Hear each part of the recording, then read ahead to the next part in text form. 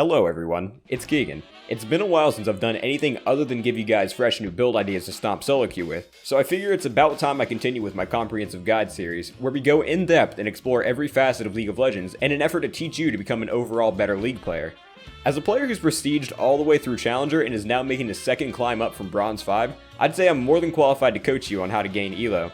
We're going to start off by going over some of the do's and don'ts of leagues. The first major don't I want to go over, especially when playing ranked, is don't keep playing champions that you have a 30% win rate on. Now this may seem obvious, but I swear there's some real fucking mentally handicapped players out there, so I'm going to come right out and say it. It's not your team's fault that you have 3 wins and 40 losses. It's you. You're the problem. It's not some sort of Haitian hex on the champion that gives you bad teams every time you play it. You just suck at the champion. Conversely, if you have a shit win rate on a champion that you enjoy playing a lot, you're probably a Ryze main. But whatever the case, it's not a reason to stop playing it. I mean, what the fuck's the point of playing a game if you're just going to play things that you don't actually want to play? This is how we get people that play that cancerous shit like Fiora and Janna just to win games. And I use the term people very loosely, because in all honesty, I don't consider these people people. Another big thing you don't want to do if you intend on reaching the highest level of skill in this game is be born anything other than Asian, and more specifically, be born anything other than a Korean in Korea. As a general rule of thumb, the squintier the eyes, the better the player. This is because you won't be getting distracted by things in the background, since the narrowed down vision won't allow for you to see anything outside of your monitor, which will give you an overall better focus on the game.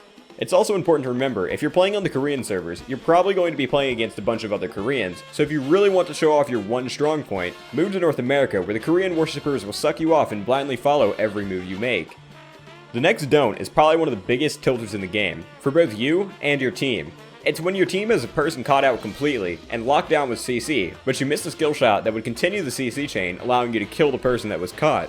What I'm trying to say is, don't fucking miss your abilities on already CC'd targets. You'll look retarded, feel retarded, and to your teammates, that one missed skill shot is going to set the precedent for the rest of the game, meaning that they'll probably resort to flaming you a lot faster. Honestly, it's really hard to fuck up like this, so just don't do it. Also, don't bother complaining about your team in all chat to the other team. They don't give a fuck about you or your feelings, and odds are they're going to try and egg you on to get your team even more heated so that they can take the easy win. Another thing you don't want to do is open those free boxes you get after games. It's like getting a free drug trial that gets you hooked and leaves you wanting more and more, except instead of drugs, it's gambling. It starts off innocent enough, but eventually it perpetuates into an uncontrollable gambling addiction that ends in you mortgaging your house and selling your body as a hooker out behind Denny's for more boxes that will likely only give you shitty champion shards that nobody wants. Now, let's move on to the things you do want to do while playing League. One of the most important things you can do in League is KS as many kills as possible, for multiple reasons. The first and most obvious is that the knuckle-dragging bobos you're forced to call teammates obviously won't be able to capitalize on them, so every kill in the game is better off in your hands. Second, if you do happen to lose the game with all the kills in your hands, you can complain to your friends, or more likely to the random people in your next champ select, about how you always get shitty teams. The third and final reason is that if anyone on your team is going to catch flame, it's going to the person that looks like they're doing the worst. People generally use the person with the worst score as a sort of cop-out to try and blame the game on, while conveniently ignoring all their mistakes, which leads us to the next do on my list. If it looks like you're starting to perform poorly, take the initiative and start flaming one of your teammates that are also doing poorly. It's important to assert your dominance early, so that the rest of the sheep on your team will jump on the bandwagon and start brigading against the one player who may or may not even be playing that poorly. If you happen to be playing jungle and it looks like nobody on your team is doing poorly enough for you to transfer the blame onto them, go ahead and feed their lane double buffs to ensure they have no chance of getting back into the game. Then proceed to start flaming them to make yourself look better. Just remember, League is a game about keeping up appearances. The last thing you want is to be branded a feeder.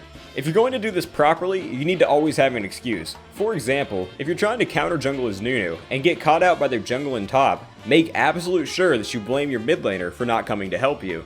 The next item on the list of do's, if you want to climb up the rank queues as easily as possible, is to sleep during the day and play late at night, so you can abuse the people who are too tired to play properly and play like they have 500 ping. You can identify these types of players by comparing them to how similar they are to the average Australian who abandoned ship on their dead server, since playing on it is about as pointless as watching the NALCS to see which team can import the best players.